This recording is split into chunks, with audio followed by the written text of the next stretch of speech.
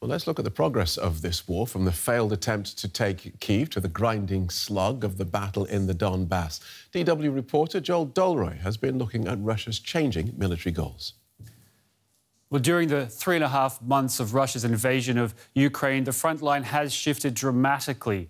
Russia's initial attempt focused on the capital of Kyiv and the second biggest city of Kharkiv. But the Ukrainian military surprised the world with their defiant resistance, pushing the underprepared Russians back.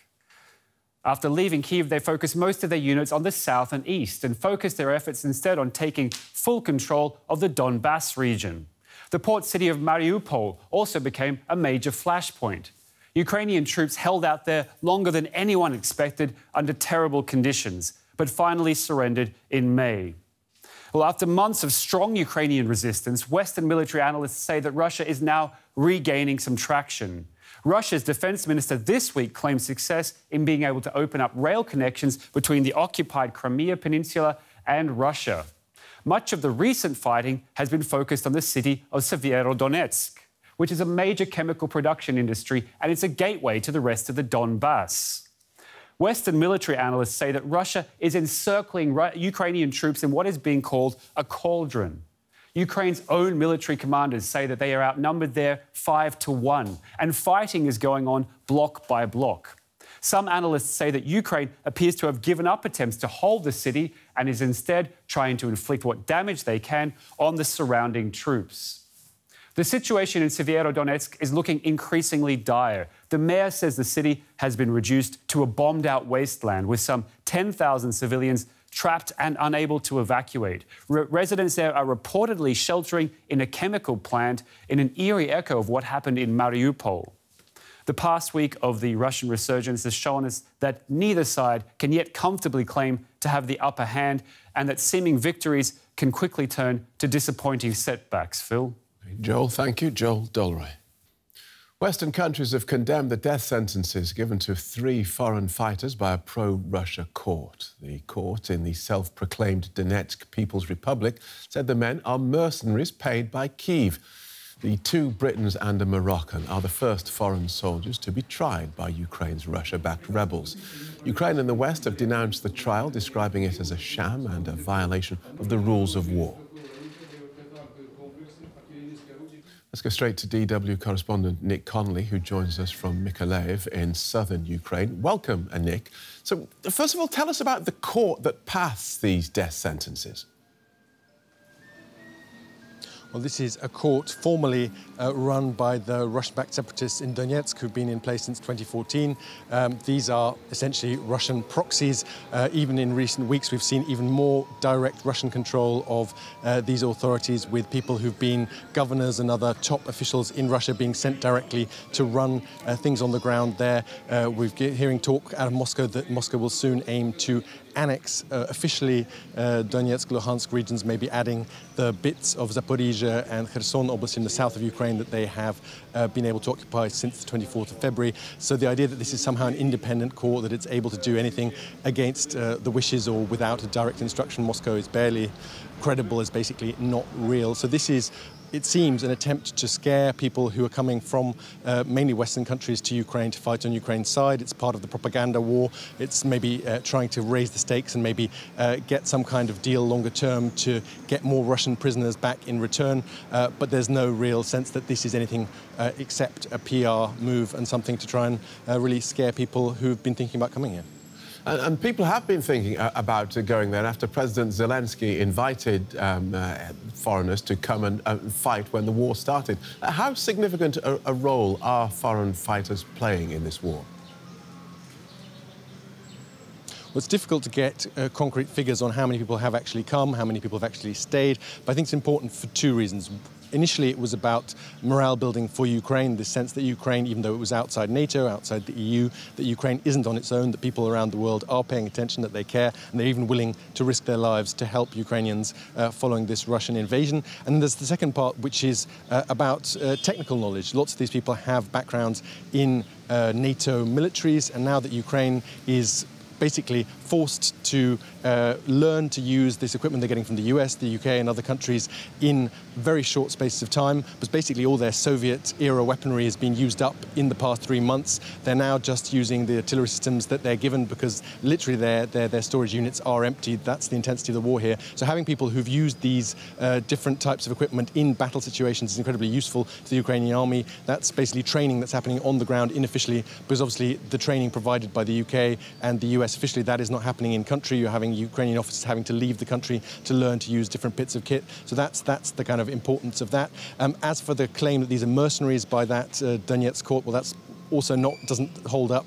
Given the wages in Ukraine's army, these people are getting official Ukrainian army wages. They are very, very modest by Western standards. So this is not a country, not a conflict where anyone would turn up for the money. This is definitely for people who are coming here for the idea, for the symbolism of it. And the fighting, of course, is continuing both where you are there in the south and, of course, in Donbas. Well, that's the extraordinary thing. I'm here in Mykhailo, about 20 kilometers away from me.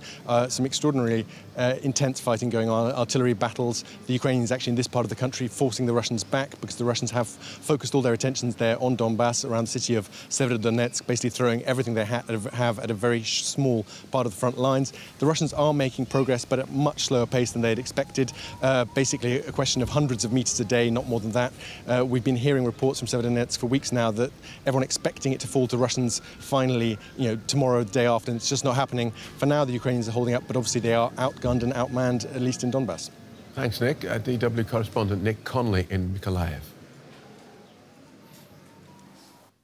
Now, the sentencing of those 3 men is certain to raise concerns for the fate of other captured foreign fighters. As early as February the 27th, Ukraine announced the formation of a foreign legion. Many of those who enlisted came from neighbouring Belarus. They now see Ukraine as their only means of fighting Vladimir Putin's growing influence. We've got more now from DW correspondent Matthias Bullinger.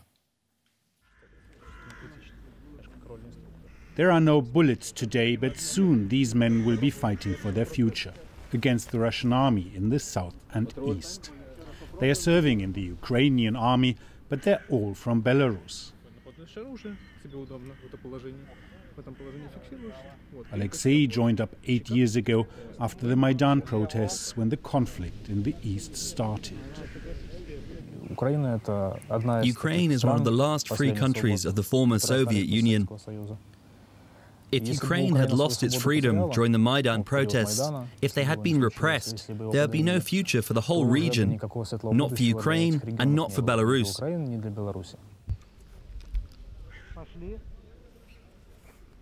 There are now several hundred Belarusian fighters in Ukraine, enough to form a regiment. Many fled their homes in 2020 when Belarus dictator Alexander Lukashenko cracked down on huge demonstrations against him. This man, who didn't want to be identified by name, took part in the protests. We were hoping to overthrow Lukashenko by peaceful means. But our hopes were dashed, and the regime held on.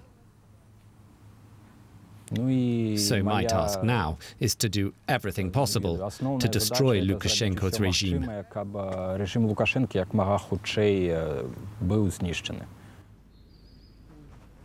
The idea is that the Belarusian regime is so closely tied to Russia that a defeat for Putin would also be a defeat for Lukashenko.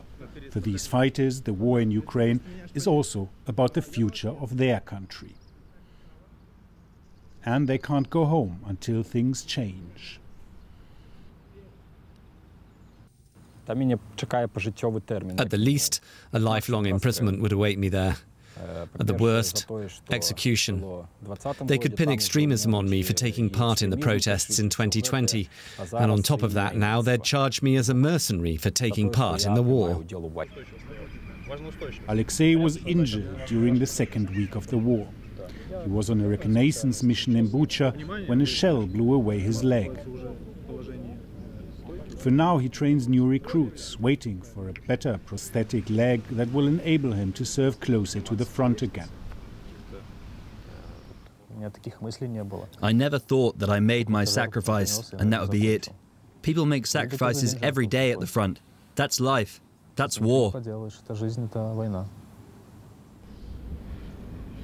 It may be a long way to go, but he says retiring from active duty is not an option. We can speak now to Frank Ledwidge, who's a former British military officer, now a military analyst. He joins us from Oxford, England. Frank, good to see you. I want to ask you about these Belarusian fighters in a moment, but more broadly speaking, what has been the role of foreign armed groups in this war? Well, Jared, since the start, and the start really was 2014, this war has been heavily internationalised, especially on the Ukrainian side. So the International Legion for Territorial Defence, which Jan Philipp was talking about, is composed of several nationalities. The Belarusians, of course, we've already spoken about and we'll talk about soon. We've got the Georgians, they're another very significant group, and the Chechens, bizarrely. There are 2 Chechen battalions. On the Russian side, they too have been trying hard to get other nationalities in, mainly through the means of mercenaries. The Ukrainians reported they killed about 15 Syrians down in Donbas a couple of months ago, but they've obviously failed to get the manpower they need there. But on the Ukrainian side, yeah, there's quite a significant involvement of international troops. How close are the formal ties between this Belarusian militia group and the Ukrainian armed forces? Well, in general, the International Legion is part of the armed force, and of course that plays back into these war crimes, so-called war crimes trials the Russians are conducting now.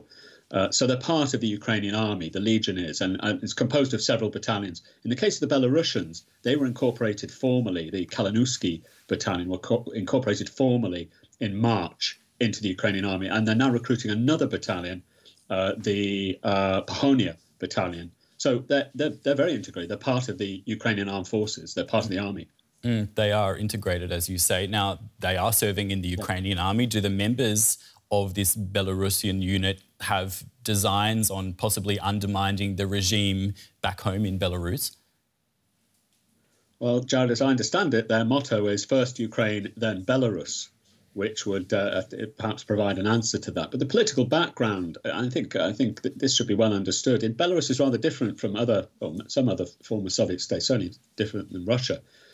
In that it's got a heavily independent-minded opposition, and as we saw last year, that opposition is very strong, and consequently, Belarus polls show is quite supportive, very supportive actually of Ukraine, and we've seen sabotage in southern Belarus. So that's the political background to the Belarus regiment, as it now is, of 2 battalions. So the answer is yes, their objective is overthrow Lukashenko. And what do we know exactly about how the fighters have been deployed in Ukraine? Not too much. The Ukrainians are quite understandably very cagey about pretty much everything they do, and that's right. But as far as we know, as Jan Philipp said, the foreign fighters in general are somewhere between, I think, probably around 20,000. That's the best number. Whether all of those are, as was hinted, effective combat troops is a slightly different thing. Some of them may be in the rear and guard duty, which is still very useful. But it seems that they're deployed largely as light infantry and reconnaissance troops. So they don't have artillery or tanks or armour or anything like that, as far as we know. That's our military analyst, Frank Ledwidge. Frank, it's been great to talk to you. Thank you very much. Thank you, Jared. And the rush of former Soviet states applying for membership of the European Union, it appears Georgia's application has been pushed behind those of Ukraine and Moldova. That's according to internal EU documents seen by DW News.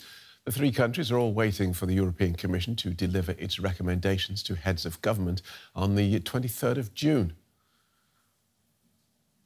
We can talk to Jack Parak in Brussels, who's had exclusive access to this document. Welcome, Jack. What more can you tell us? Hi, Phil. Indeed. So we've got our hands on a bit of a snippet of a document which essentially says that the European Commission could make a distinction between Moldova, Ukraine and Georgia, whereby only the first two would be granted EU candidate status. So this is pretty important, actually, because all three of these countries applied to become EU candidate countries in the wake of the invasion of Ukraine by Russia. At the beginning of March, they made those applications. Brussels has told all three countries, but specifically Ukraine, that they will use a fast-track process, that they will try and move this as quickly as possible. But it's now seeming that the process for all three is going to be a little bit more complicated. Now, also in this document, what we can read is that the European Commission is also considering only granting the countries candidate status rather than beginning the negotiations for them to become accession countries. In order to become a European Union country, each government has to negotiate 32 what are known as chapters, and they get opened as a chapter, so this could be on economic cooperation or rule of law, and they negotiate those issues. The European Union checks that they're in line with the values of the EU, and then the chapter gets closed, and 32 of them need to happen.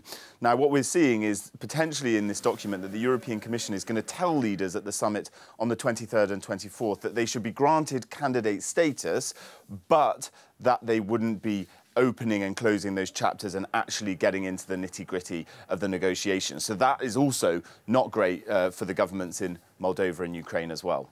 So when are we likely to see Moldova and Ukraine actually join the EU? Well, it all looks like a long way off, and it looks like this fast track that was promised is starting to stumble. When you look at other countries, it's interesting that at this EU summit here in Brussels at the end of June, there will also be countries from the leaders from the Western Balkans, including North Macedonia, which became, for instance, a candidate country in 2005, but is still waiting for its negotiation process, for those negotiations to be opened as well. I think what's significant here as well, with regard to Georgia as well, is it's important to say that there is a lot of concern here in Brussels about that specific application. Georgia in the last few years has really aligned itself economically with the rest of the European Union as part of a deep and free trade agreement that was signed. But here in Brussels, there's real concern about the political status in the country. Back in 2018, during an election, there was widespread accusations of major mass vote buying. And in Brussels, they're worried about that. And I think, while the Georgians will be very unhappy to hear this, and especially if it does come to light in the coming weeks, I think it is somewhat predictable from the European Commission, who's going to start opening up these opinions, and we'll start to hear them more publicly within a week or so, Phil. OK, thank you for that, Jack. Jack Parrock in Brussels. Now, Moscow's chief rabbi is reportedly staying out of Russia because of fears that his support for Ukrainian refugees has angered the Kremlin. The Conference of European Rabbis says Pinchas Goldschmidt was advised not to return from a trip to Hungary and Israel, where he'd been raising money to assist refugees. Now his whereabouts are unknown. At a conference meeting in Munich this month, he told the DW that many Russian Jews have left the country or are considering doing so. Let's take a closer look at this with DW's religious affairs correspondent, Martin Gack. Welcome, Martin. Thank you, Phil. Is the war having a particular impact on Russia's Jewish community?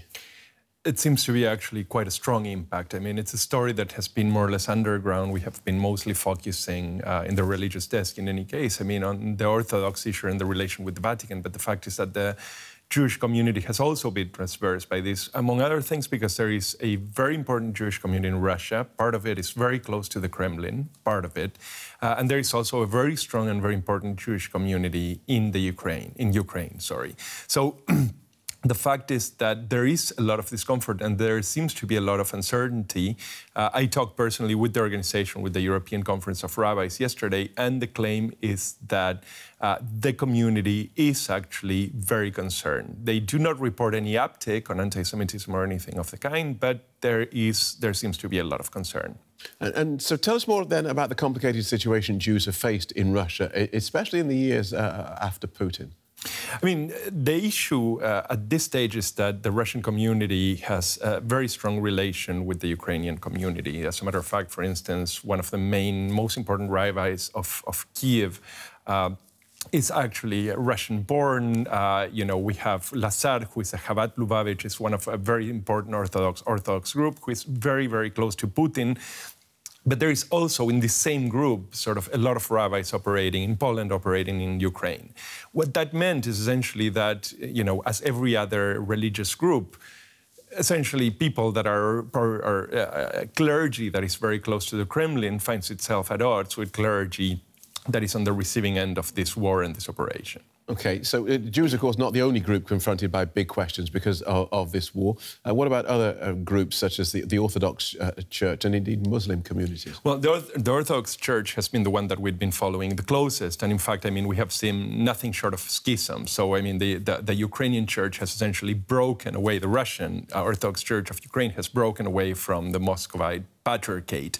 The Muslim community has seen its own sort of, you know, break. I mean, we have seen Muslim fighters, Chechen fighters, running into places like Mariupol only a couple of weeks after the Mariupol mosque and the Mariupol Muslim community was essentially sitting under Russian bombs. What we're seeing now with this story is that that break is really just transversing all religious groupings. And I think it's essentially, as I just said, it's doing it for the very same reason, which is that we have strong religious commitments, but with a strong sort of element of religious identity around the question of the conflict. And that has actually divided the waters quite radically in this case. OK, thank you for that. Martin Gak, DW's religious affairs correspondent. Thank you.